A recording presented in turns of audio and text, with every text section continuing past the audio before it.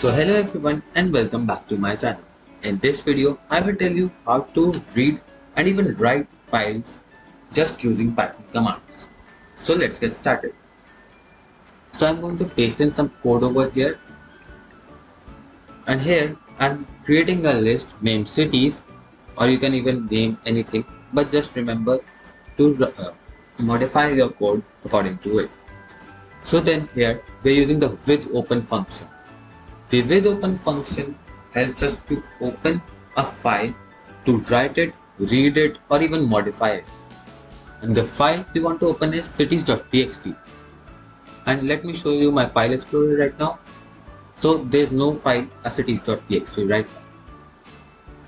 Then we want to write a file. So we are using W over here, which stands for the write.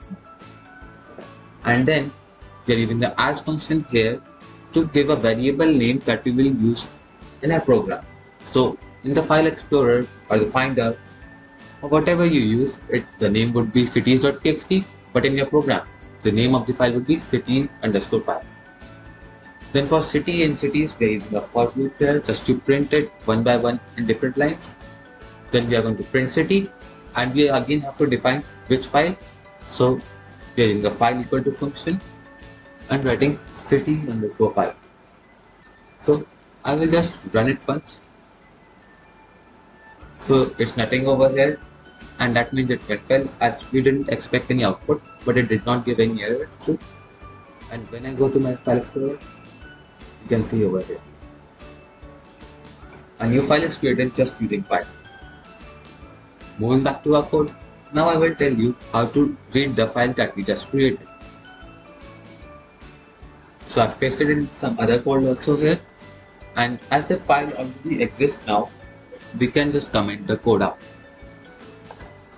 Then cities is a variable assigned to an empty list right now. Then we are using the with_open again to open the file cities.txt, but this time we want to read it, not write again. So we are using R, which stands for read, and the name again is cities_file.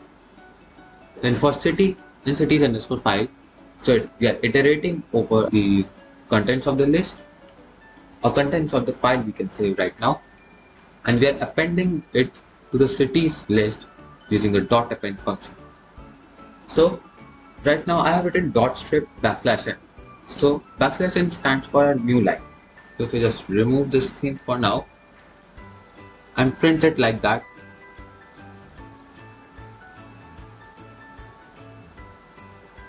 so you can see it's a list, but it has \n because there's a new line at end of every line in our text file. So just to remove that \n, we are going to write .strip, and what we want to strip or remove is \n. So if we run it again right now, you can see it's a normal list right now.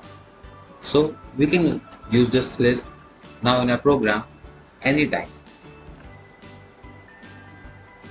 And to just explain you that these can be more useful than this, I'm just going to paste some more codes and write another file right now.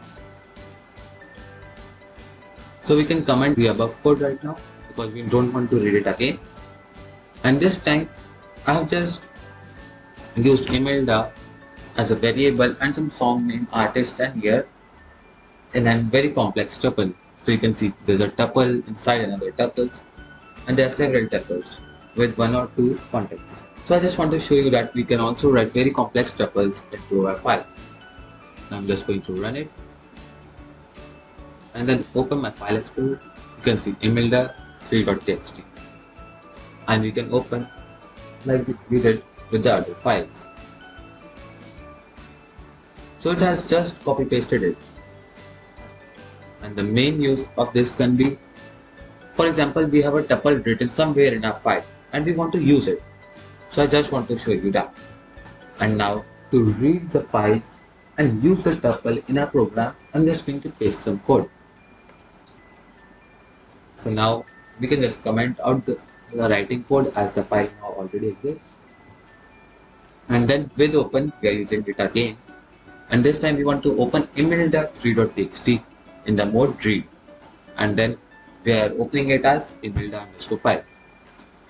And then I am assigning the contents of whatever is written in the file in the contents variable. So the readLine function here helps us to read the line and then transfer it to a variable which is contents in this case.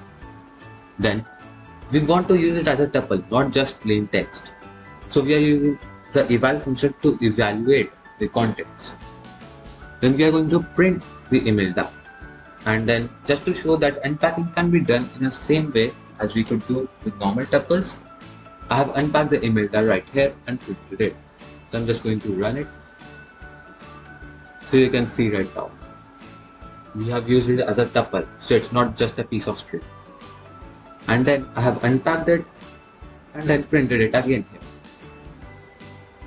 So that will be all for today's video. I hope you find it useful, and if you did, please like and subscribe to my channel.